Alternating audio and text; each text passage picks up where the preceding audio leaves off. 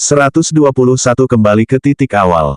Ziyi, Mariposa dan anggota Sleeping Gardenia yang tersisa saat ini mengikuti Izroth yang memimpin jalan.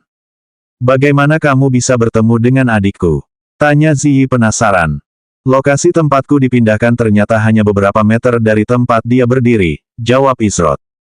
"Baguslah kau melakukannya. Kalau tidak, aku mungkin masih harus berjuang untuk mempertahankan hidupku melawan monster tadi." Ziyi kemudian melirik Mariposa yang berjalan di sampingnya. Ada pertanyaan lain dalam benaknya, tetapi dia agak ragu untuk bertanya. Mariposa memperhatikan tatapan mata Ziyi yang terus-menerus ke arahnya.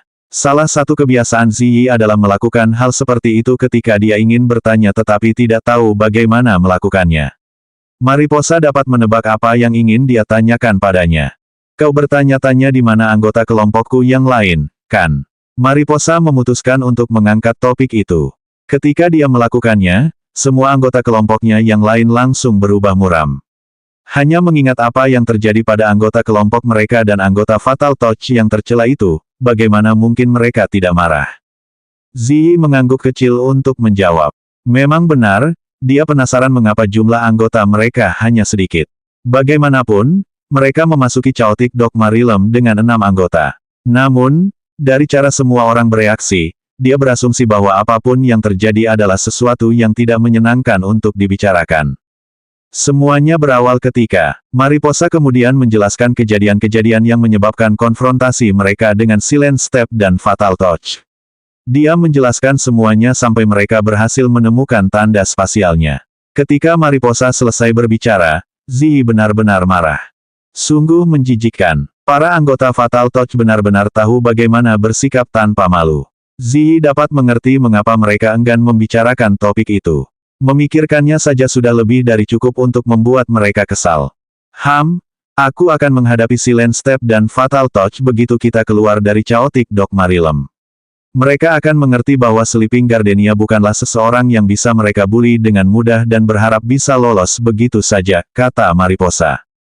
Tetap saja, aku tidak pernah menyangka bahwa seorang anggota hukum surga akan ikut campur. Dari apa yang kudengar, kelompok itu sangat selektif dalam memilih teman bergaul. Awalnya Ziyi yakin bahwa Izroth lah yang akan turun tangan, namun, ternyata Aegis, seorang anggota hukum surga, yang melakukannya.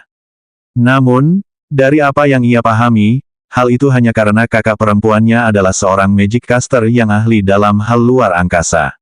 Jika bukan karena itu, maka ada kemungkinan besar Aegis akan mengabaikan situasinya sama sekali. Namun, pada akhirnya, hal itu tidak mengubah fakta bahwa ia telah menolong mereka. Kelompok itu melanjutkan perjalanan mereka untuk mengonfirmasi teori Izroth. Sepanjang perjalanan, mereka menemukan beberapa monster elit yang dapat dengan mudah diatasi oleh kelompok itu, bahkan tanpa kehadiran seorang penyembuh. Hal ini sebagian besar disebabkan oleh kelompok Sleeping Gardenia yang memiliki tank yang terampil dan tambahan damage dari Izroth, Ziyi, dan Mariposa. Tank Sleeping Gardenia sedang frustrasi saat ini.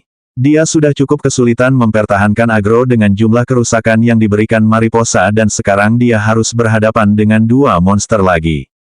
Dia ingin menangis karena perjuangan mempertahankan aggro melawan angka kerusakan yang begitu tinggi. Selama waktu itu, Izroth berhasil naik level dan mencapai level 25. Berkat itu, ia memperoleh poin keterampilan tambahan dan 3 poin stat. Saat ini Izroth memiliki 9 poin stat dan 5 poin keterampilan yang tidak digunakan. Dia merasa akan sia-sia jika menggunakannya pada skill First Sword Form, Converging Paths karena dia bisa menaikkan levelnya hanya dengan melakukannya dengan benar beberapa kali. Namun, satu-satunya skill lain yang tersedia saat ini yang belum mencapai level maksimal dan menerima poin skill adalah semua skill peringkat C. Oleh karena itu, Izroth memutuskan untuk memaksimalkan 2 di antaranya untuk saat ini dan memiliki 1 poin keterampilan tersisa.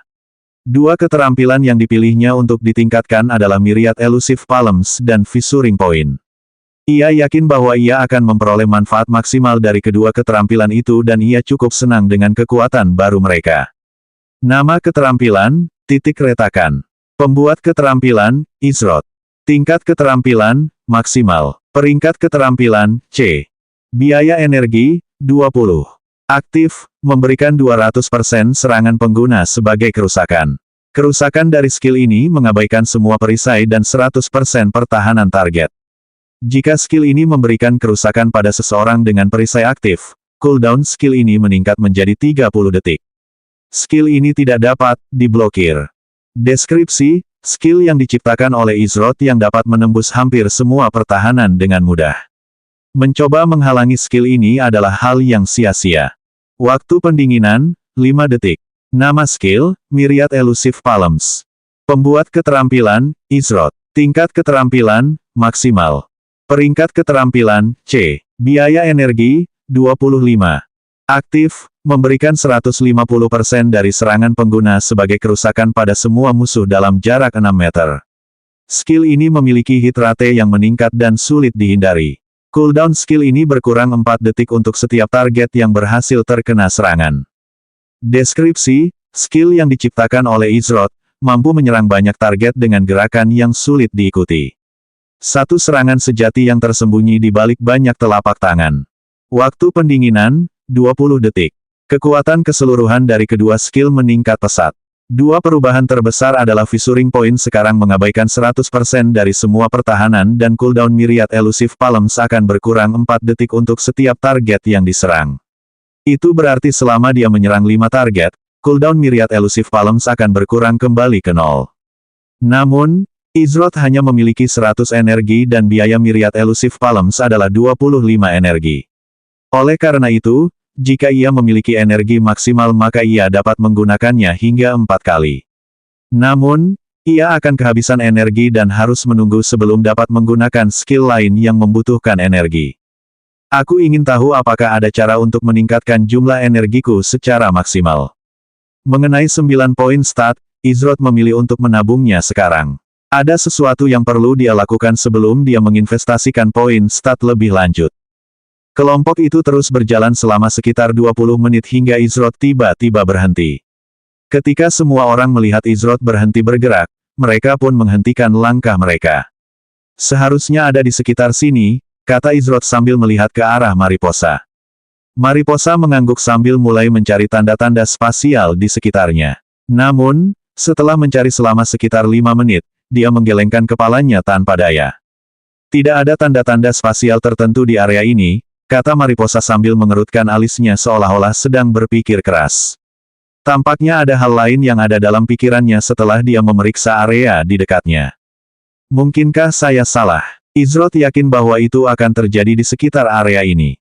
Namun, jika Mariposa mengatakan bahwa tidak ada tanda-tanda spasial, maka ada kemungkinan bahwa asumsi awalnya keliru. Namun, saat Izroth menyadari ekspresi di wajah Mariposa yang tampak seperti ada sesuatu yang mengganggunya, ia bertanya, apakah ada hal lain? Mariposa tidak yakin dan memutuskan untuk tidak mengatakan apapun sampai ia memiliki bukti yang lebih meyakinkan. Meskipun ada kemungkinan besar tidak ada cara untuk memperoleh bukti tersebut. Mungkin tidak ada apa-apa, tetapi bintik hitam di area ini sangat sedikit. Bintik hitam tersebut membentuk kubah besar yang tinggi dan lebarnya setidaknya 100 meter. Seolah-olah ada sesuatu yang mendorongnya keluar. Oleh karena itu, jika ada tanda spasial di sini, tanda tersebut akan tersapu oleh kekuatan yang sama yang menyebabkan bintik hitam tersebut membentuk kubah.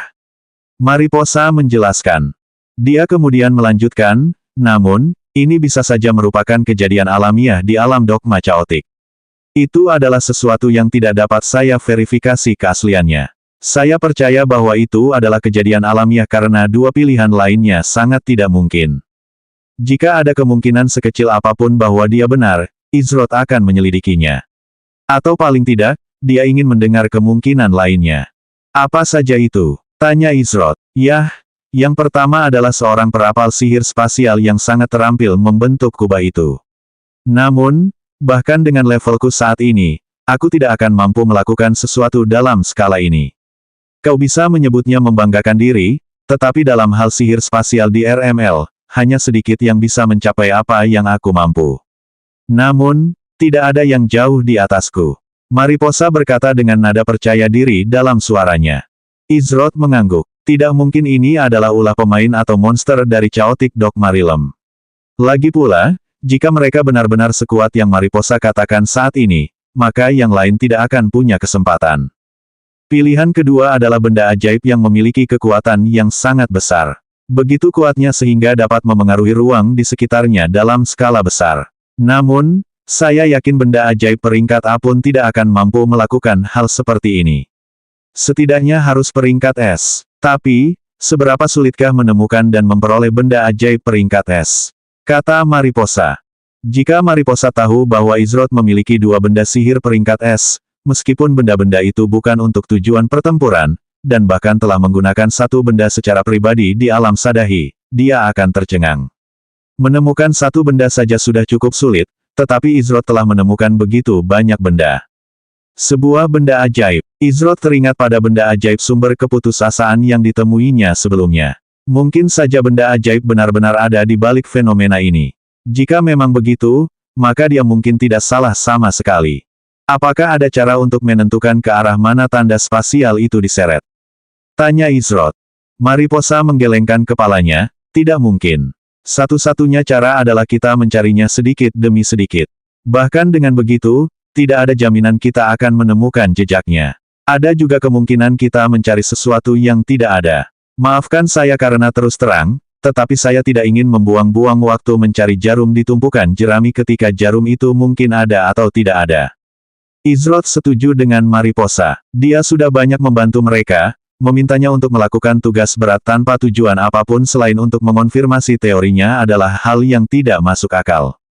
Namun jika ini adalah jalan buntu, maka mereka kembali ke titik awal.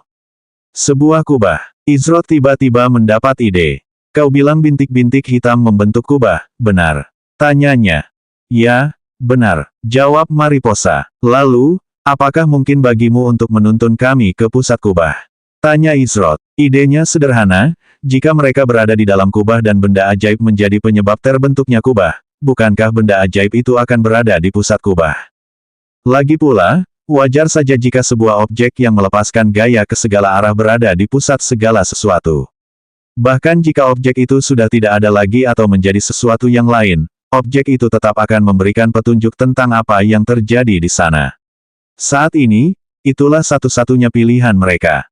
Itu mungkin saja, meskipun, aku tidak yakin apa yang kau harapkan dari sana, kata Mariposa. Jawaban. Izrod menjawab dengan satu kata. Mariposa kemudian memimpin jalan, menuju ke pusat kubah. Izrod dan kelompoknya hanya membutuhkan beberapa menit untuk mencapai pusat kubah. Izrod mengamati sekelilingnya dengan saksama dan langsung menyadari sesuatu yang aneh. Meskipun tidak ada yang mencurigakan, ada aura aneh yang menyelimuti area tersebut. Aura itu samar dan sumbernya sudah tidak ada lagi, tetapi Izrod mampu mendeteksinya. Mengapa ada energi Sadahi yang berkeliaran di tempat ini? 122 luka. Ini adalah sumber energi Sadahi kedua yang dirasakan Izrod di alam dogma yang kacau. Meskipun, seperti halnya Silent Step, energi Sadahi ini berkali-kali lebih lemah daripada energi Sadahi sejati. Izrod yakin bahwa tidak mungkin dua pemain dengan kemampuan transformasi Sadahi yang sama berada di dalam Chaotic Dogma Realm. Jika memang ada, maka Silent Step bukanlah satu-satunya yang berubah dalam pertarungan melawan Aegis. Lagi pula, sangat tidak mungkin dua tim yang berbeda memiliki hubungan dengan Sadahi. Oleh karena itu, Izrod menyimpulkan bahwa aura ini milik Silent Step. Mengingat apa yang telah dipelajarinya dari Mariposa sejauh ini tentang Silent Step, dapat dipastikan bahwa jika Luna tidak sengaja menemukannya beberapa saat setelah ia dipindahkan, maka ia bisa saja mendapat masalah. Izrod melihat sekeliling dengan saksama dan tidak dapat menemukan benda ajaib apapun. Namun, Mariposa sedikit tidak percaya dengan apa yang ditemukannya. Ini, sebenarnya ada anomali spasial yang sangat besar. Mariposa terkejut. Ukuran anomali spasial itu hanya sekitar 2 meter panjangnya, tetapi itu sudah cukup mengerikan. Anomali spasial biasanya halus dan sulit dikenali. Ini adalah pertama kalinya Mariposa melihat anomali sebesar ini. Apakah kamu menemukan sesuatu? Tanya Ziyi penasaran. Dia telah menghabiskan waktunya untuk mencari di sekitar area tersebut, tetapi dia tidak melihat seorang pun atau sesuatu yang janggal. Mariposa menjelaskan temuannya kepada Izrod dan Ziyi. Maksudmu, mungkin saja sesuatu benar-benar terjadi di lokasi ini. Ziyi tidak menyadari ada yang aneh, tetapi berdasarkan informasi yang diberikan Mariposa, dia harus memikirkan ulang. Dia tidak bisa melihat ini dengan cara yang sederhana seperti yang bisa dia lihat secara fisik. Tetapi, bagaimana mungkin mereka tahu bahwa peristiwa mengejutkan yang dipanggil oleh Silent Step adalah alasan munculnya kubah dan anomali spasial yang luar biasa besar. Sebuah benda ajaib yang mampu memengaruhi ruang seluas 100 meter di sekitarnya pastinya adalah benda yang setidaknya berperingkat S. Ada satu hal positif tentang ini. Berkat apapun yang menyebabkannya, bintik-bintik hitam yang mengganggu persepsi Izrod telah dibersihkan. Namun, dia tidak akan dapat merasakan apapun yang terlalu jauh saat berada sedekat ini dengan anomali spasial. Aku akan pergi melihat-lihat sebentar, kata Izrod. Apa? Ziyi hendak bertanya apa yang sedang direncanakannya, tetapi yang tersisa di tempat Izrod berdiri beberapa saat yang lalu hanyalah siluet yang bergerak cepat. Hampir saja, Luna menghela napas lega. Ketika kekuatan gelap yang luar biasa itu menelannya, dia bertindak tepat waktu dan berhasil menyelamatkan hidupnya. Namun, dia hampir tidak berhasil tepat waktu. Jika dia terlambat setengah detik saja, dia mungkin sudah menghilang dan mengalami musnahnya nyawa. Luna tidak dapat menahan diri untuk tidak mengerutkan kening karena skill yang terpaksa ia gunakan. Butuh 2 hari lagi sebelum aku dapat menggunakan skill itu lagi. Ia berdiri tegak dan mengamati sekelilingnya saat ini. Tidak ada yang tampak aneh dan lingkungannya masih utuh tanpa kerusakan yang terlihat. Bagaimana mungkin serangan sekuat itu tidak meninggalkan kerusakan? Luna kebingungan. Dia yakin bahwa saat berikutnya dia membuka matanya, dia akan disambut oleh gurun kehancuran. Bagaimanapun, skala dan kekuatan serangan itu terlalu mengerikan. Luna bertanya-tanya apakah para pemain yang terperangkap itu baik-baik saja. Meskipun, ia meragukan bahwa ada yang bisa selamat tanpa keterampilan penyelamatan yang hebat. Luna langsung waspada saat mendengar suara sesuatu yang terseret di tanah.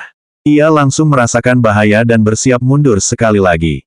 Namun, sebelum ia bisa melakukannya, energi dingin yang menusuk melintas di hadapannya dan hampir mengenai kepalanya. Tahan di sana, sebuah suara berteriak dari arah suara itu dan dari sanalah energi dingin yang menusuk itu berasal. Ketika Luna melihat ke bawah beberapa meter di depannya, dia melihat pisau lempar mencuat dari tanah.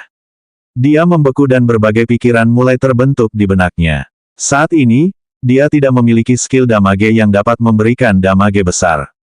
Meskipun dia yakin dengan kemampuannya untuk bertahan hidup, mananya masih rendah. Setelah pertarungan dengan entitas Silverlin, dia dipindahkan dan meskipun dia mendapatkan kembali sebagian mananya, dia menggunakan sebagian besar mananya untuk menggunakan skill tersebut guna melindungi dirinya sendiri. Saat ini, dia tidak dalam kondisi bertarung. Namun, itu tidak berarti bahwa dia akan menundukkan kepalanya dan menerima kekalahan. Dia berbalik dan melihat Silent Step yang masih bertransformasi seperti Sadahi. Namun, dia melihat bahwa Silent Step sendirian dan pemain terakhir dari kelompoknya tidak lagi menemaninya. Silent Step sendiri tampak dalam kondisi yang menyedihkan. Namun, Luna tidak meremehkannya. Bagaimanapun, dia telah menyaksikan kekuatan transformasi itu dalam pertarungannya melawan Qi Ji Guang. Apa yang kau inginkan? Nada suara Luna dingin dan acuh tak acuh. Menyambutnya dengan menyerang adalah sesuatu yang menurutnya tidak sopan dan kasar. Ekspresi wajah Silent Step menjadi gelap saat menyadari sikap kasar Luna terhadapnya, namun, dia tetap tenang. Kau seorang penyembuh, kan? Kalau begitu sembuhkan aku. Silent Step sudah menggunakan ramuan, namun, itu belum cukup. Dia saat ini berjalan di garis tipis antara hidup dan mati.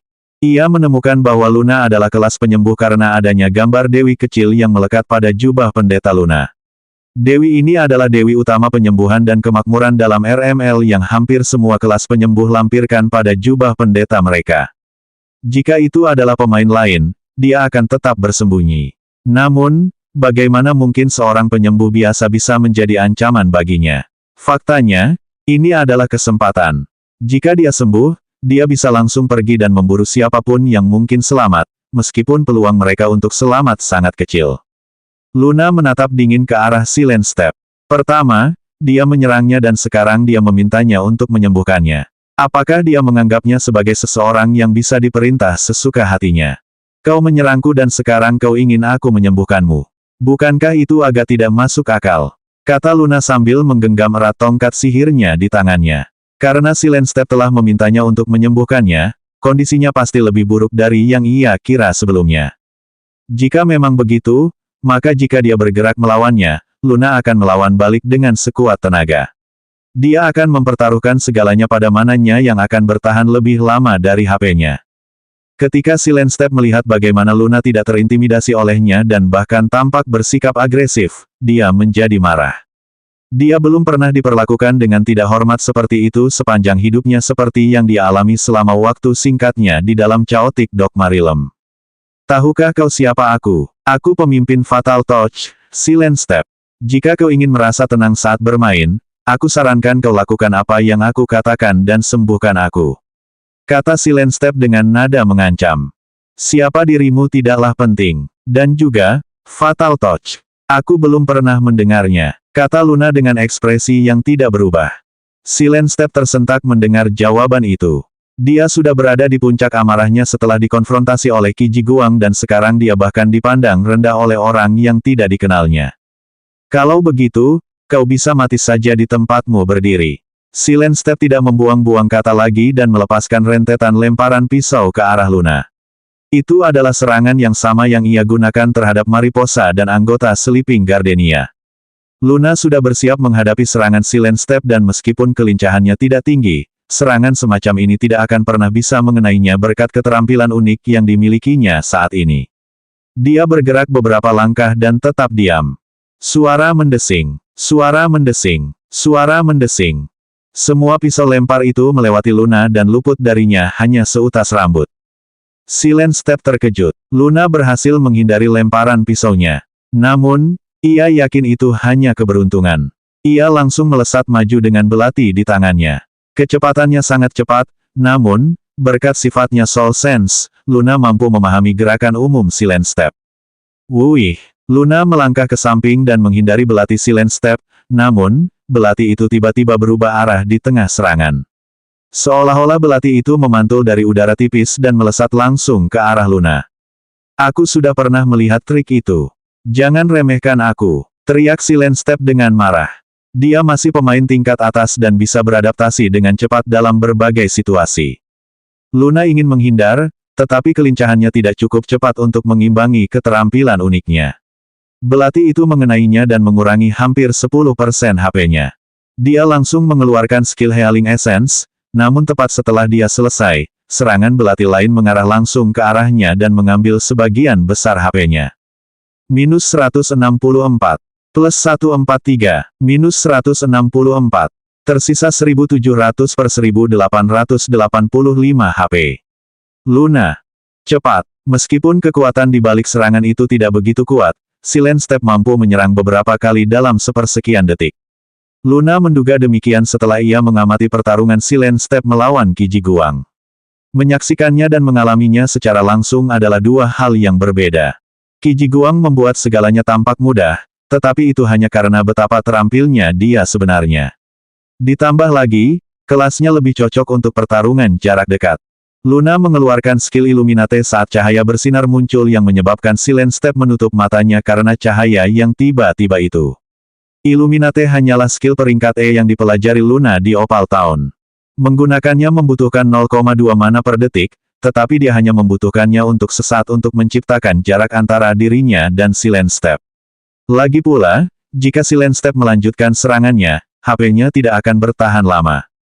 Banyak healer tidak akan pernah berpikir untuk menggunakan Illuminate sebagai jurus untuk menangkal serangan pemain jarak dekat. Faktanya, mayoritas healer percaya bahwa Illuminate hanya berguna sebagai sumber cahaya untuk tempat gelap. Menggunakannya dalam PvP adalah sesuatu yang bahkan tidak terlintas dalam pikiran mereka. Silent Step sempat kehilangan arah karena kilatan cahaya terang yang tiba-tiba. Meskipun penglihatannya kembali dalam waktu sekitar 1 detik, dia kini semakin marah. Namun, sebelum dia bisa melangkah maju, dia disambar oleh kilatan cahaya putih bersih. Luna menonaktifkan skill Illumination dan menggunakan skill superior Holy Smite pada Silent Step. Sama seperti Holy Smite biasa, skill ini dapat digunakan secara instan. Skill ini juga memberikan damage sebesar 100%, bukan 40%, dari sihir pengguna. Minus 450. Silent Step menggertakkan giginya dan karakternya segera lenyap begitu saja. Luna tetap waspada karena dia tahu Silent Step tidak mungkin mundur. Dia adalah kelas tipe pembunuh yang akan menggunakan kemampuan siluman untuk keuntungannya. Hanya 2 detik kemudian, Luna merasakan kehadiran yang tidak menyenangkan di belakangnya. Ia langsung menggeser tongkat sihirnya dan mengeluarkan skill Illuminate sekali lagi. Wuih, belati Silent Step tidak mengenai apapun kecuali udara saat dia sekali lagi terkejut oleh skill Illumination. Dia bahkan lebih terkejut lagi dengan fakta bahwa Luna dapat menentukan dari mana dia akan muncul dan bertindak sesuai dengan itu. Dia benci mengakuinya, tetapi mungkin dia meremehkan penyembuh ini. Sudah saatnya dia mulai menganggapnya sebagai ancaman sejati. Luna menggunakan kemampuan uniknya dan sifat Soul Sense yang baru diperolehnya secara maksimal. Namun, ia tidak dapat mempertahankannya terlalu lama. Tampaknya ketika seseorang menggunakan Soul Sense secara terus-menerus dalam pertempuran, esensnya mulai terkuras. Jika ia terlalu memaksakan sifat Soul Sense, maka ia dapat mengalami Soul Weakness. Hanya ada satu pikiran dalam benaknya saat itu, menghabisi Silent Step sebelum dia melenyapkannya. 123 akan mendapatkan beberapa jawaban. Di depan gerbang Amaharpe selama jeda singkat di antara gelombang acara pelindung Amaharpe, Ewan mengumpulkan sekelompok kecil untuk menuju bagian Blue Oasis yang telah disepakati sebelumnya. Dia berencana untuk mendapatkan jawaban atas serangan mendadak terhadap salah satu dari 5 jenderal besarnya. Serangan terhadap mereka adalah serangan terhadap Serikat Cross Haven-nya. Jika dia gagal menanggapi serangan langsung seperti itu ketika serangan itu terjadi di tempat terbuka dan banyak orang telah melihatnya, maka orang-orang akan berpikir bahwa Serikat Cross Haven-nya penuh dengan sekelompok orang yang mudah ditipu. Ewan tidak mampu mencoreng nama baik serikatnya yang telah susah payah ia bangun.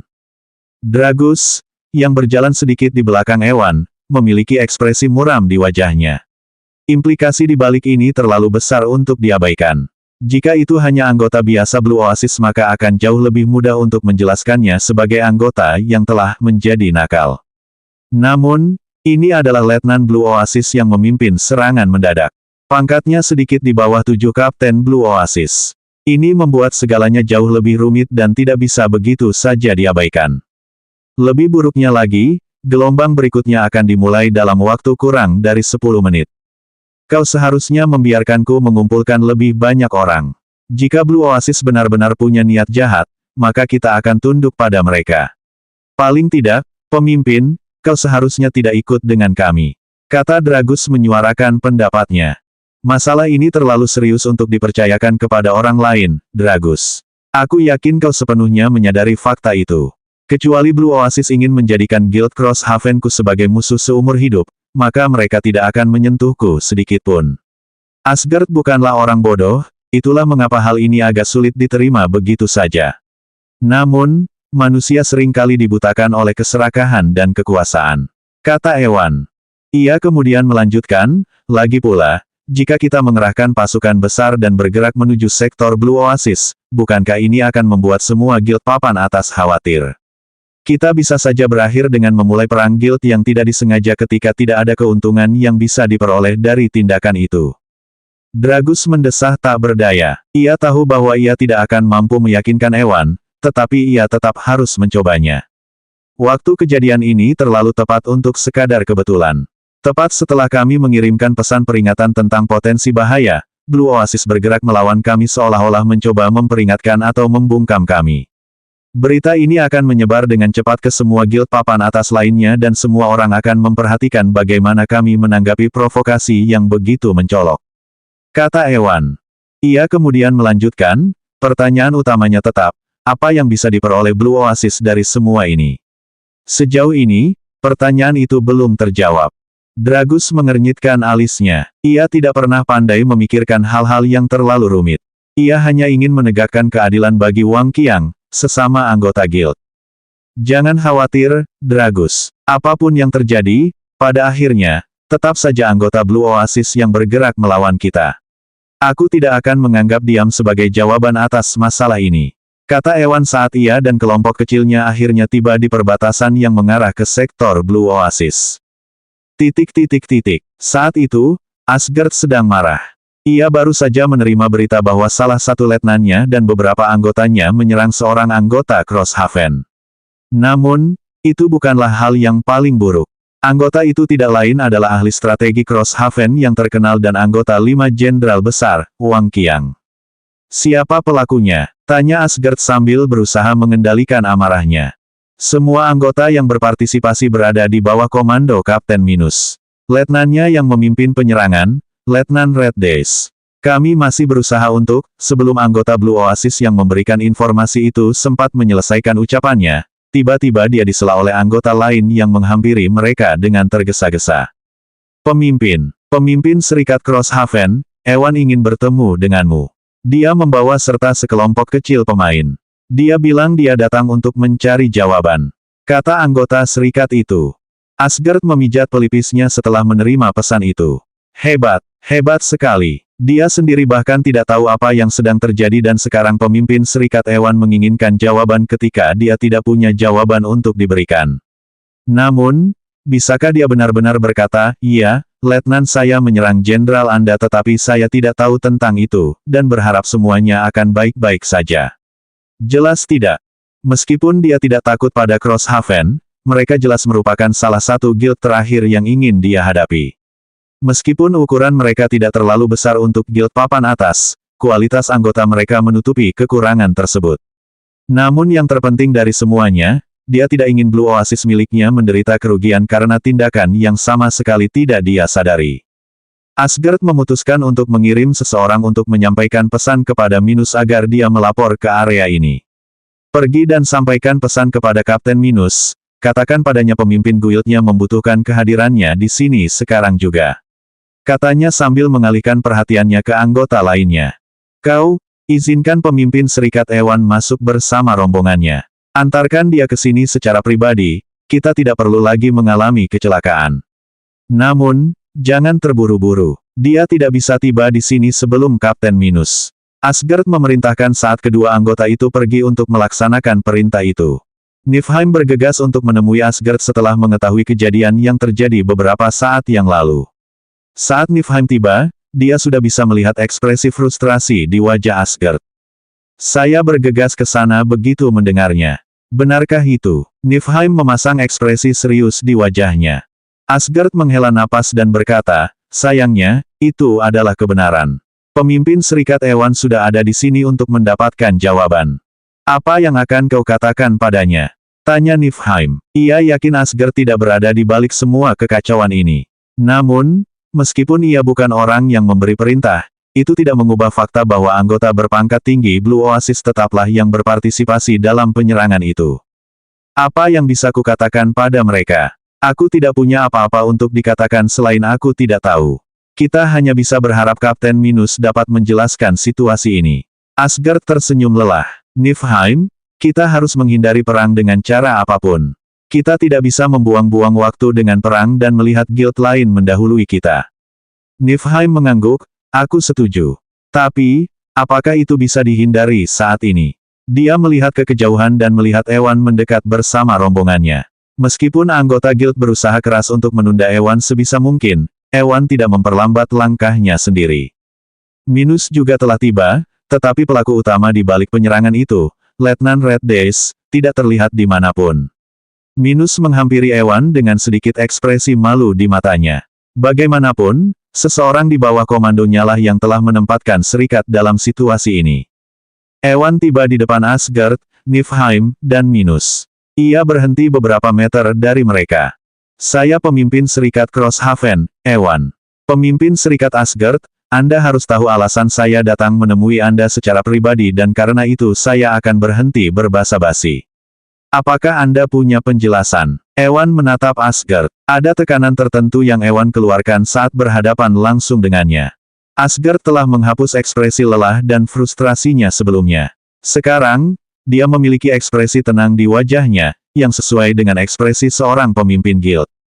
Dia tentu saja tidak akan membiarkan dirinya terintimidasi oleh kehadiran Ewan. Pemimpin Serikat Ewan, tentu saja, aku tahu alasanmu datang ke sini. Namun, aku khawatir kau tidak akan menerima apa yang kukatakan, kata Asgard.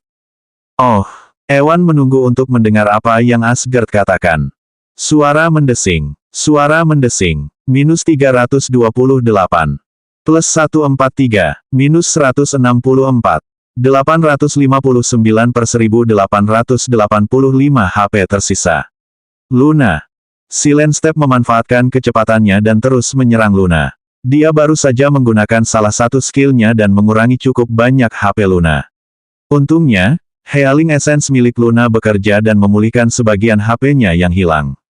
Minus 450. Saat serangan kedua Silent Step mendarat, Luna mengeluarkan Superior Holy Smite diikuti oleh Illuminate. Namun kali ini, meskipun Silent Step tidak dapat menghindari Superior Holy Smite, ia menutup matanya sebelum skill Illuminate milik Luna diaktifkan. Hal ini mencegahnya dari kebingungan akibat paparan cahaya terang yang tiba-tiba ke matanya. Ia segera mundur ke jarak yang aman. Silent Step telah mencoba beberapa kali untuk mengendalikan massa pada Luna, namun, setiap kali dia berhasil menghindarinya. Seolah-olah dia bisa melihat masa depan dari cara dia menghindari serangan paling mematikan dengan sangat tepat. Luna telah meramalkan bahwa Silent Step akan segera beradaptasi dengan skill Illuminate miliknya, tetapi itu masih jauh lebih cepat dari yang diharapkannya. Namun, dia tidak panik dan tetap tenang. Dia menyadari bahwa Silent Step menjadi semakin berhati-hati dengan serangannya. Dia juga tampak berada di bawah tekanan yang sangat besar. Luna bisa tahu bahwa Silent Step pasti tinggal beberapa langkah lagi untuk tereliminasi. Namun, Luna juga tidak punya banyak hal lagi untuk ditawarkan. Saat ini, ia hanya punya 175 MP tersisa. Ia baru saja mengonsumsi ramuan belum lama ini dan ramuan itu masih dalam tahap pendinginan. Menggunakan Superior Holy Smite menghabiskan 100 MP-nya. Dia bisa menghemat sedikit MP dengan menggunakan Holy Smite biasa, tetapi jika Silent Step benar-benar sangat dekat dengan kematian, haruskah dia bermain aman? Masih belum terlambat. Jika kau setuju untuk menyembuhkanku, aku bisa mengampunimu. Silent Step menatap dingin ke arah Luna saat dia mengambil posisi menyerang dengan belati di tangannya. Jawabanku tetap tidak berubah, aku menolak. Luna tidak ragu saat dia mengulurkan tongkat sihirnya ke arah Silent Step. Kalau begitu kau akan binasa di sini. Silent Step berlari ke arah Luna dengan langkah cepat dan dia jauh lebih cepat dari sebelumnya. Seolah-olah dia menggunakan semacam keterampilan untuk meningkatkan kelincahannya. Luna bersiap mempertaruhkan segalanya dan melancarkan serangan Superior Holy Smite lagi, tetapi saat ia hendak melakukannya, Silent Step menghilang. Dia kemudian mendengar suara memanggil dari kejauhan, kau tidak akan punya tempat lagi untuk bersembunyi di dalam RML. Ingat kata-kataku, suara itu milik Silent Step.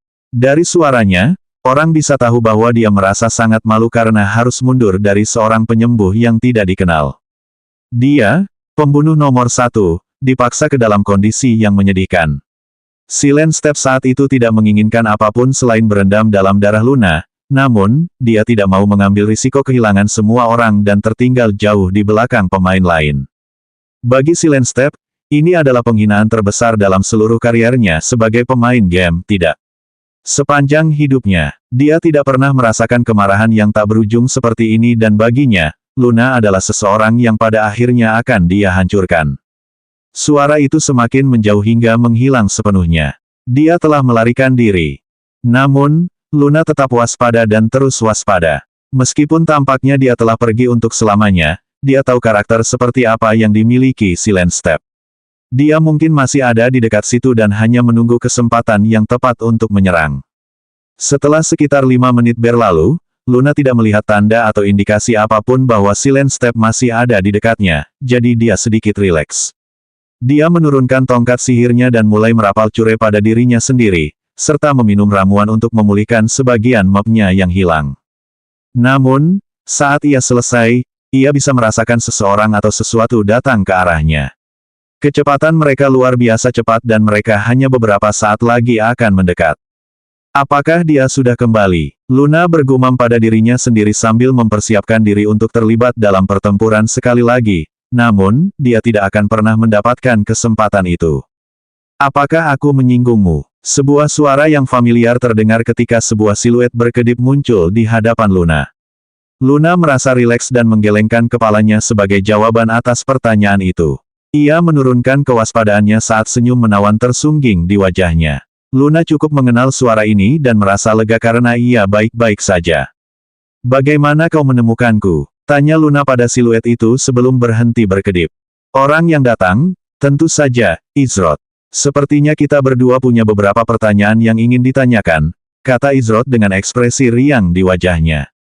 124 berpisah jalan. Izrod, begitu pula Luna berjalan dan mengobrol saat mereka menuju pertemuan dengan Ziyi, Mariposa, dan yang lainnya. Saat ini, Izrod dan Luna tengah bertukar rincian tentang apa yang terjadi setelah Chaotic Shift terjadi. Salah satu topik yang menarik perhatian Izrod adalah benda yang dijelaskan Luna kepadanya, yang konon menjadi alasan di balik anomali spasial besar itu, dan juga kubah yang terbentuk di sekeliling mereka. Apakah kau berhasil melihat dengan jelas benda yang dia gunakan? Tanya Izrod. Luna menggelengkan kepalanya, yang bisa kukatakan dengan pasti adalah bahwa itu mengingatkanku pada tekanan yang sama yang kami hadapi saat kami berhadapan dengan satu bos di alam Sadahi. Namun, itu jauh lebih tak terkendali dan ganas. Aku merasa bahwa jika aku membiarkan serangan itu menyerangku secara langsung, aku akan tergelincir ke dalam jurang kegelapan abadi yang tak berujung. Pertama transformasi Sadahi dan sekarang seseorang yang berhasil mendapatkan benda sekuat itu. Dengan ini, Izrod telah mengonfirmasi kecurigaannya sebelumnya bahwa ada sesuatu yang salah. Jika itu hanya transformasi Sadahi, maka itu bisa dianggap sebagai pengaruh Sadahi terhadap pemain. Namun, benda sekuat itu benar-benar sampai ke tangan pemain yang memasuki alam dogma yang kacau. Apakah yang menanti mereka di ujung tempat ini benar-benar sepadan dengan tindakan keras yang diambil Sadahi untuk mencegah mereka? Hal ini justru membuat Izrod semakin ingin mencapai ujung tempat itu. Izrod merasa sedikit bersalah atas kesulitan yang dialami Luna karena Silent Step. Hanya karena Silent Step memiliki hubungan dengan Sadahi, itu sudah lebih dari cukup sebagai alasan untuk melenyapkannya. Lagi pula, dengan aksi yang dilakukan Izrod di dalam Sadahi Realm, dan juga reputasinya di antara mereka, mereka akan selalu menjadi musuh. Lain kali, aku tidak akan bersikap lunak lagi. Izrod menyadari sejak awal bahwa dunia ini tidak sama dengan dunia Seven Realms. Namun, ada beberapa aspek yang tampaknya terbawa. Salah satu aspek tersebut adalah bahwa mengampuni mereka yang pada akhirnya akan menyusahkan Anda bukanlah ide yang bagus. Walaupun Izrod awalnya tidak punya masalah pribadi dengan Silent Step, setelah menyerang salah satu anggota kelompoknya, masalah itu menjadi masalah pribadi. Setelah berbicara sebentar, keduanya akhirnya tiba kembali di lokasi di mana Ziyi, Mariposa, dan yang lainnya menunggu. Ziyi menghela napas lega saat melihat Luna baik-baik saja. Tentu saja, dia tidak khawatir sedikit pun tentang apapun yang terjadi pada Izrod dengan kecepatannya yang mengerikan. Kau tidak menemui masalah, kan? Tanya Ziyi. Luna tersenyum tipis dan menjawab, hanya masalah kecil. Ia kemudian menyapa Mariposa dan yang lainnya dari Sleeping Gardenia dengan sopan. Setelah melakukannya, ia memberikan ringkasan singkat tentang kejadian yang terjadi setelah ia dipindahkan oleh Chaotic Shift. Mariposa dan anggota Sleeping Gardenia lainnya menunjukkan ekspresi muram di wajah mereka saat mendengar Silent Step disebutkan. Itu kini menjadi nama yang tabu bagi mereka dan sekadar menyebutkannya saja sudah membuat perut mereka mual. Seperti anjing terkutuk itu yang menggunakan cara licik seperti itu saat keadaan tidak berjalan sesuai keinginannya. Mariposa berkata dengan nada menghina. Anggota Fatal Touch sangat sulit diatur karena pemimpin mereka juga seperti itu. Ziyi membenci orang-orang seperti Silent Step. Ketika mereka tidak bisa mendapatkan apa yang mereka inginkan, mereka akan mencoba menggunakan kekerasan untuk merebutnya. Setelah beberapa saat berbicara satu sama lain, sebuah pertanyaan penting kemudian muncul yang ditanyakan oleh Ziyi. Jadi, apa sekarang? Ziyi menatap ke arah Izrod lalu ke arah Mariposa. Itu tergantung. Mariposa menoleh ke arah Izrod dengan ekspresi bertanya di wajahnya, bisakah kau menemukan anggota kelompokmu yang lain dengan metode yang sama yang kau gunakan untuk menemukan Luna? Meskipun Mariposa dan kelompoknya tidak dalam kondisi terbaik, mereka masih merupakan anggota elit dari Guild Papan Atas dan dapat mengurus diri sendiri. Lagi pula, jika mereka terus bepergian dengan Izrod dan kelompoknya, mereka hanya akan saling mengganggu. Oleh karena itu, Mariposa memutuskan bahwa akan lebih baik berpisah jika Izrod yakin dengan metodenya. Meskipun ia tidak dapat sepenuhnya memastikan teorinya, Izrod yakin bahwa ia benar. Jika bukan karena anomali spasial yang besar itu dan Silent Step yang menggunakan benda kuat yang memengaruhi ruang di sekitarnya, ia yakin bahwa tanda spasial Luna akan berada di posisi yang ia prediksi sebelumnya. Karena dia ada di suatu tempat di dekat sini, itu sudah cukup bagi Izrod untuk setidaknya memiliki semacam bukti bahwa dia tidak berada di jalur yang salah. Namun, dia tidak bisa begitu saja membuang Mariposa dan anggota Sleeping Gardenia lainnya setelah dia menerima bantuan mereka. Izrod akan selalu membalas kebaikan dengan kebaikan. Meskipun saat ini dia tidak punya banyak hal untuk diberikan, ada satu hal yang mungkin belum mereka miliki. Saya yakin kita akan dapat menemukan anggota kelompok kita yang lain tanpa banyak kesulitan. Saya tidak akan merepotkan Anda lagi, tetapi saya ingin Anda mengucapkan terima kasih atas bantuan Anda, meskipun Anda membantu kami karena Ziyi. Izrod berkata sambil mengeluarkan 3 pil 5 siklus dari inventarisnya dan menyerahkannya kepada Mariposa untuk dibagi dengan anggota kelompoknya yang tersisa. Ini adalah tanda terima kasihku yang kecil, kata Izrod. Mariposa baru saja bersiap untuk menolak tawaran baik Izrod, tetapi ketika dia melihat kualitas dan efek pil yang diberikan kepadanya, kata-kata penolakan itu dengan cepat ditelannya. Ini adalah pil kelas 3. Siapa di antara seluruh RML yang dapat dengan santai meminum pil kelas 3 pada saat ini? Jawabannya adalah tidak seorang pun. Ya, tidak ada seorang pun. Menurut pengetahuannya, hanya ada satu pemain di RML yang mampu membuat pil tingkat 3. Namun, tidak ada yang diketahui tentang identitas apoteker yang tidak dikenal itu, setidaknya sampai sekarang. Pikiran Mariposa segera memasuki mode pemimpin serikat dan dia segera mengirimkan permintaan pertemanan kepada Izrod. Karena kamu adalah sahabat karib Ziyi, kamu tidak boleh menganggap dirimu orang asing jika kamu membutuhkan sesuatu di masa mendatang. Mariposa berkata sambil tersenyum. Meskipun di balik senyumnya yang mengembang itu ada seseorang yang memiliki rencana yang lebih besar. Jika apa yang Mariposa yakini tentang Izrod benar, maka dia akan berusaha sebaik mungkin untuk menjaga hubungan yang harmonis dengannya. Bagaimanapun, yang ada hanyalah keuntungan yang bisa diperoleh dan tidak ada kerugian yang bisa diderita. Izrod agak terkejut dengan permintaan pertemanan yang tiba-tiba itu, tetapi dia tidak melihat alasan untuk menolaknya. Selain itu, dia mengerti apa maksud Mariposa dan dia tidak akan menentang apa yang mungkin ada dalam pikirannya. Meskipun, itu adalah sesuatu yang perlu dipertimbangkan di kemudian hari. Aku akan mengingat kata-katamu kalau begitu, kata Izrod dengan ekspresi riang di wajahnya. Mariposa juga mengirimkan permintaan pertemanan kepada Luna. Luna tampak bersahabat dengan adik perempuannya, yang tidak mudah berteman. Oleh karena itu, teman adik perempuannya adalah temannya. Ziyi memasang ekspresi ragu di wajahnya yang juga menyimpan sedikit kekhawatiran. Apa kau yakin akan baik-baik saja dengan begitu sedikit orang dan tanpa penyembuh? Mariposa tersenyum dan memeluk Ziyi sambil berkata dengan nada menggoda, apa ini? Apakah adik perempuanku yang menggemaskan ini mengkhawatirkanku? Ziyi mendengus sambil berusaha melepaskan diri dari pelukan Mariposa. Kau baiklah, pergi saja dan pergilah atau apalah. Ziyi mengerutkan kening. Mariposa menutup mulutnya dengan satu tangan dan tertawa kecil. Dia tahu bahwa Ziyi sebenarnya khawatir padanya, tetapi tidak ingin mengatakannya begitu saja. Namun, dia tetap merasa senang karena adik perempuannya merasa seperti itu. Jangan khawatir, kami masih anggota kuat dari guild teratas Sleeping Gardenia. Bahkan jika kami tidak berhasil mencapai akhir, kami yakin bisa bertahan sampai akhir. Selain itu, bahkan jika kau adalah adik perempuanku, sebagai pemimpin guild, aku tidak akan sanggup membagi hasil rampasan denganmu. Mariposa berkata dengan nada bercanda. Siapa yang mau mengambil jarahanmu? Kita bisa cari sendiri. Ziyi menghentakkan kakinya.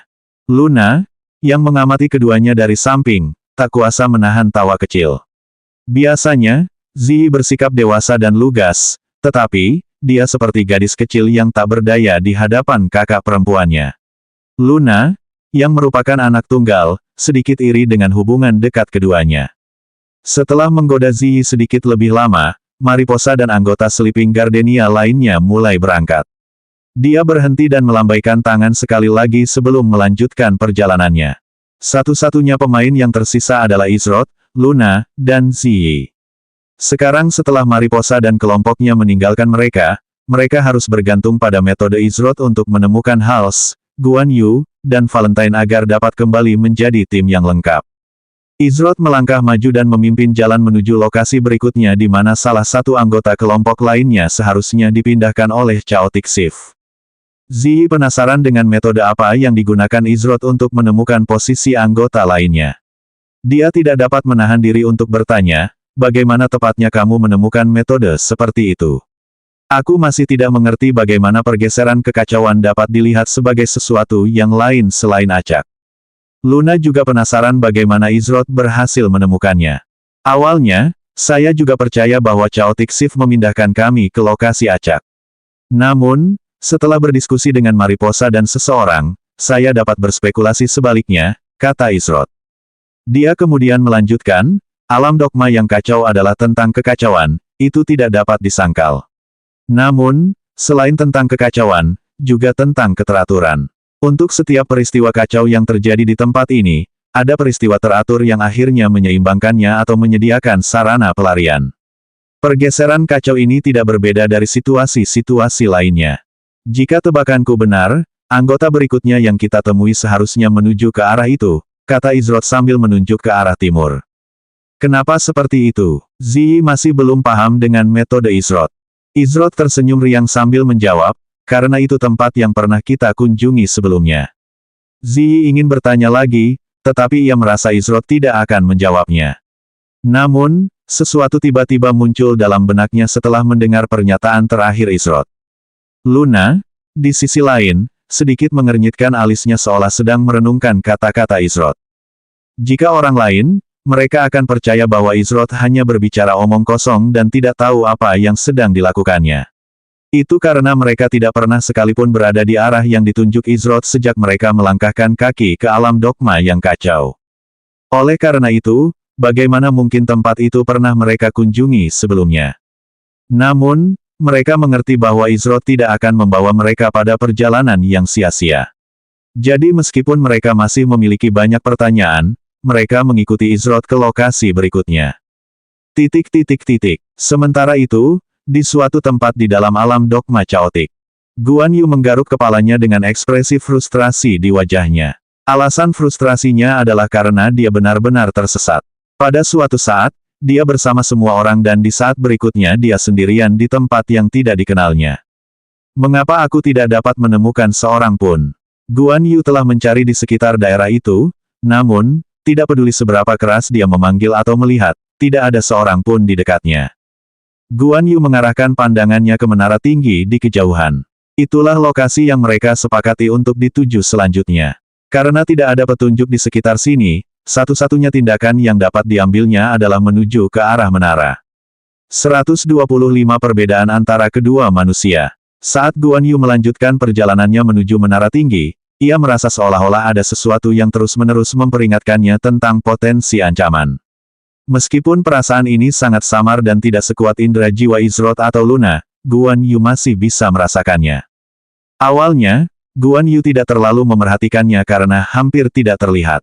Namun, semakin jauh ia berjalan, semakin jelas ia dapat merasakan efek dari indera jiwanya. Sekarang ia yakin bahwa ada sesuatu atau seseorang yang sedang menguntitnya. Kau bisa berhenti bersembunyi sekarang. Tunjukkan dirimu, kata Guan Yu dengan nada memerintah sambil berhenti tiba-tiba. Ia berdiri tegak dan bangga dengan guandao di tangannya, siap menghadapi apapun yang akan datang. Namun, setelah menunggu hampir 30 detik, tidak ada seorang pun yang menampakkan diri dan hal itu membuat Guan Yu mengernyitkan dahinya. Ia yakin bahwa seseorang atau sesuatu sedang membuntutinya. Meskipun Guan Yu lebih sering berpikir dengan tinjunya daripada kepalanya, itu tidak berarti bahwa ia tidak mampu menyusun beberapa hal. Ada kemungkinan besar bahwa siapapun yang menguntitnya bukanlah monster dari Chaotic Dogma Realm, melainkan pemain yang masuk ke tempat ini bersama tim lain. Lagi pula, dia belum pernah bertemu satu monster pun di Chaotic Dogma Realm yang dengan sabar menguntit mangsanya. Meskipun bukan tidak mungkin, sangat tidak mungkin. Jika kau menolak untuk keluar, maka jangan salahkan aku karena bersikap tidak sopan. Guan Yu berbicara dengan nada yang sedikit lebih agresif kali ini. Jika pemain ini memiliki niat buruk terhadapnya, maka dia jelas tidak akan repot-repot bersikap sopan. Jika kau tidak menunjukkan dirimu dalam 5 detik, maka aku akan mengunjungimu secara pribadi. 5, 4. Guan Yu mulai menghitung mundur. Tentu saja, dia tidak tahu di mana pemain ini bersembunyi dan hanya berharap mereka tidak menggertaknya. Bagaimanapun, Indra jiwanya hanya memberinya perasaan samar bahwa dia sedang diikuti. Saat Guan Yu menghitung mundur sampai 2, dia merasa mungkin benar-benar tidak ada seorang pun di sana.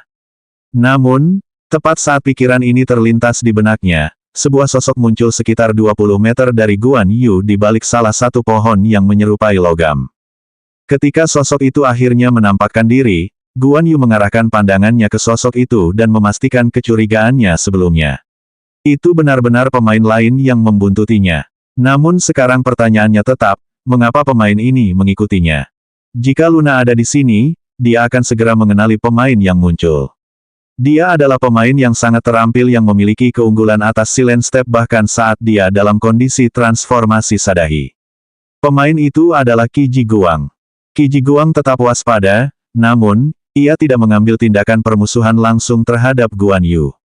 Ia nyaris lolos dari serangan Silent Step yang menghancurkan. Setiap anggota kelompoknya terbunuh sekaligus, bahkan Teng yang jelas bukan lawan yang mudah. Satu-satunya alasan ia dapat selamat adalah karena keberuntungan. Qi Ji Guang memiliki keterampilan unik yang memberi pengguna kemampuan untuk bertahan hidup dari serangan yang seharusnya mematikan. Namun, pengguna akan berada dalam kondisi lemah untuk beberapa waktu setelah keterampilannya hilang. Jika bukan karena keberuntungannya dalam mengaktifkannya tanpa sedikit pun keraguan, maka ia pasti akan mengalami akhir yang tragis seperti anggota kelompoknya yang lain. Dia sangat meremehkan Silent Step dan besarnya kekuatan yang ada di telapak tangannya. Namun, bagaimana Qi Ji Guang bisa tahu bahwa item yang diaktifkan oleh Silent Step hanya dapat digunakan sekali sebelum hancur berkeping-keping? Meski begitu, Qi Ji Guang tetap menyalahkan dirinya sendiri atas kematian anggota timnya. Jika dia tidak memimpin mereka untuk menyerang lebih dulu, maka pemain yang mengalami nasib itu adalah anggota hukum surga, bukan mereka. Ketika Silent Step melarikan diri di tengah kekacauan, Qi Ji Guang mengejarnya dengan marah. Namun, tanpa tahu ke arah mana Silent Step melarikan diri, ia hanya bisa memilih arah secara acak dan berharap yang terbaik. Namun, setelah amarahnya mereda dan ia menjernihkan pikirannya, ia harus berhenti untuk memikirkan keadaannya saat ini. Dia melemah dan akan menjadi sasaran empuk bagi Silent Step. Qi Ji Guang tahu bahwa kemarahan tidak boleh menjadi pemicu tindakannya dan dia hampir melakukan salah satu kesalahan paling amatir yang pernah dilakukan seorang petarung. Itu sama saja dengan salah menempatkan dan mengarahkan sumber kemarahan ke arah yang negatif, kurangnya disiplin. Tidak lama kemudian ia bertemu dengan Guan Yu, tetapi setelah pengalamannya dengan Silent Step, ia tidak mau mengambil risiko dan mempercayai siapapun dengan mudah. Namun pada saat yang sama, ia tidak bisa berkeliaran di Chaotic Dogma Realm dalam kondisi lemah. Bahkan tinggal di satu tempat terlalu lama bisa berpotensi berbahaya. Oleh karena itu, Qi Ji Guang membuat keputusan. Dia akan mengikuti Guan Yu dan membuntutinya untuk menutupi kondisinya yang lemah, membiarkan Guan Yu menghadapi bahaya apapun yang mereka hadapi. Setelah pulih, dia akan melanjutkan perjalanannya sementara Guan Yu belum menyadarinya. Namun, dia tidak menyangka jangkauan persepsi Guan Yu begitu menakutkan. Qi Ji Guang yakin dengan kemampuannya menyembunyikan kehadirannya, tetapi dia tidak tahu bahwa Guan Yu memiliki sifat khusus yang memungkinkannya menemukan kehadirannya, indera jiwa. Guan Yu mengamati Qi Ji Guang. Sekilas, tidak ada yang istimewa darinya kecuali penampilannya yang tampan. Namun setelah mengamati lebih dekat, Guan Yu menyadari bahwa Qi Ji Guang sama sekali tidak memiliki celah yang dapat dimanfaatkan. Dia jelas merupakan pemain tingkat atas dan ini membuat Guan Yu bertindak lebih hati-hati dari sebelumnya. Jadi, kenapa kau mengikutiku? Asal kau tahu, aku suka wanita, kata Guan Yu dengan serius. Qi Ji Guang bingung. Dia suka wanita, apa hubungannya dengan dia? Namun, hanya butuh beberapa saat bagi Qi Ji Guang untuk memahami makna di balik kata-kata Guan Yu. Ekspresi wajahnya langsung menjadi gelap. Suka kepalamu. Aku, Qi Ji Guang, juga hanya suka wanita. Balas Qi Ji Guang dengan ketus. Guan Yu menghela napas lega seolah beban berat baru saja terangkat dari pundaknya. Namun, Qi Ji Guang tiba-tiba merasa ingin melupakan keadaannya yang lemah dan langsung meninju Guan Yu. Mengapa dia tampak begitu lega? Apakah dia benar-benar mengira bahwa dia mengikutinya untuk sesuatu yang vulgar? Guan Yu mengerutkan kening, lalu mengapa kau mengikutiku begitu lama? Ini, Qi Ji Guang tidak yakin apa yang harus dikatakannya kepada Guan Yu. Jika dia memberitahu orang asing ini tentang kondisinya yang lemah, dia mungkin akan memanfaatkannya, atau lebih buruk lagi, menghabisinya di tempat. Namun, jika dia tidak memberikan penjelasan yang dapat diterima, maka situasinya mungkin tidak akan berbeda. Bagi Qi Jiguang, ini adalah situasi yang merugikan. Setelah berpikir sejenak, Qi Jiguang memutuskan untuk mengatakan yang sebenarnya kepada Guan Yu. Meskipun orang ini tampak sedikit keras kepala, tipe orang seperti itu biasanya paling mudah dihadapi jika Anda mendekati mereka dengan jujur. Qi Jiguang memilih untuk mempercayai firasatnya. Aku mengalami masalah dengan beberapa orang licik yang berkomplot melawan kita semua. Ketika aku berhadapan dengannya bersama anggota kelompokku, dia menggunakan beberapa jenis benda kuat untuk melenyapkan setiap anggota kelompokku. Satu-satunya alasan aku selamat adalah karena beberapa keadaan khusus. Namun, saat ini aku dalam kondisi lemah jadi. Qi Jiguang enggan melanjutkan. Guan Yu mengamati Qi Jiguang saat ia menceritakan kisahnya.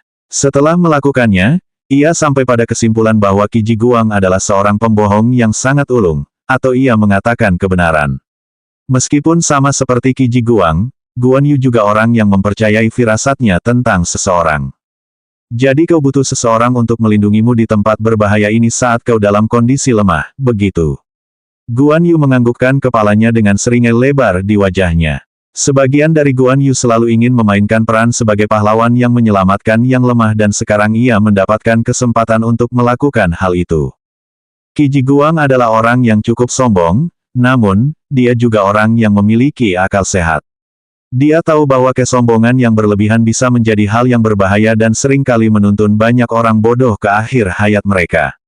Oleh karena itu, dia menelan harga dirinya saat itu dan mengangguk sebagai tanggapan. Jangan khawatir. Aku, Guan Yu, akan melindungimu saat kau membutuhkannya. Kata Guan Yu dengan nada suara yang hampir heroik. Kalau saja Ziyi ada di sini saat ini, dia pasti akan memasang ekspresi jijik di wajahnya melihat ekspresi menyeramkan sekaligus senang yang ditunjukkan Guan Yu saat ini. Qi Jiguang sangat muram karena harus menyerahkan hidupnya kepada seseorang yang mungkin memiliki sifat heroik. Namun, ini adalah satu-satunya pilihannya untuk saat ini dan ia akan belajar untuk menerimanya untuk sementara waktu. Qi Jiguang menekan perasaan pribadinya dan mengepalkan tinjunya ke arah Guan Yu dengan penuh hormat, terima kasih. Meskipun ia tidak senang dengan situasi saat ini, ia telah menanamkan dalam dirinya sejak kecil untuk membalas kebaikan dengan rasa terima kasih. Guan Yu mengangguk, serahkan padaku. Ada ide siapa yang akan kita hadapi selanjutnya dengan metodemu itu? Tanya Ziyi. Saat ini, Izrod, Luna, dan Ziyi tidak terlalu jauh dari posisi yang menurut Izrod merupakan tempat di mana salah satu anggota kelompok mereka seharusnya dipindahkan. Izrod menggelengkan kepalanya, bagian itu tidak mungkin diceritakan. Meskipun ada tingkat keteraturan tertentu dalam kekacauan di alam dogma caotik, kekacauan pada akhirnya tidak akan menjadi kekacauan jika setiap aspeknya memiliki semacam keteraturan. Pasti selalu ada suatu bentuk hal yang tidak diketahui, jelasnya. Tempat ini terasa aneh, mencerahkan dalam satu sisi, seolah-olah dibangun untuk mengupas pemahaman seseorang dan memberikan sudut pandang yang lebih mendalam kepada mereka, kata Luna.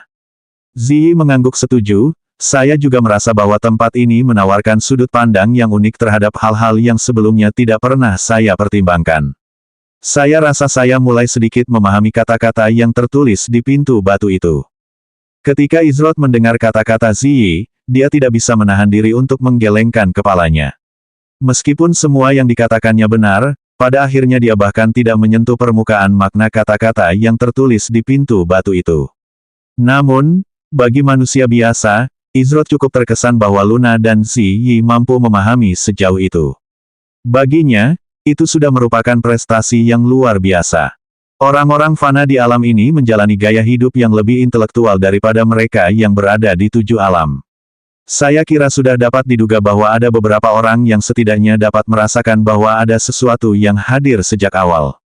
Di 7 alam, jika diungkapkan dengan kata-kata yang paling sopan, manusia dianggap sebagai sampah sekali pakai oleh sebagian besar kultivator. Lagi pula, bahkan kultivator yang paling lemah pun dianggap sebagai dewa yang tak terkalahkan oleh manusia. Kebanyakan manusia di 7 alam akan menjalani seluruh hidup mereka dengan melakukan satu dari 2 hal. Yang pertama adalah menjadi pelayan pribadi seorang kultivator atau menjalani hidup mereka dengan damai mengolah tanah. Meskipun ada manusia yang mengendalikan kerajaan, mereka tidak ada apa-apanya di mata seorang kultivator dan dapat dengan mudah digulingkan dalam satu malam. Meskipun ada beberapa pengecualian untuk ini, seperti manusia biasa yang menjadi praktisi seni bela diri, bahkan di puncak mereka tidak akan sebanding dengan seorang kultivator. Itu juga dianggap sebagai pemborosan waktu karena kekuatan sejati, pada akhirnya, adalah menjadi seorang kultivator yang kuat. Oleh karena itu, proses berpikir mereka dibatasi oleh fakta bahwa, semua kultivator adalah makhluk yang tidak dapat disentuh, tingkat otoritas tertinggi yang absolut. Mencoba melawan otoritas itu sama saja dengan menyerahkan hidup seseorang. Akan tetapi, manusia di alam ini mengeksplorasi pola kepercayaan dan filosofi yang jauh lebih dalam daripada yang dilakukan oleh mereka yang berada di 7 alam.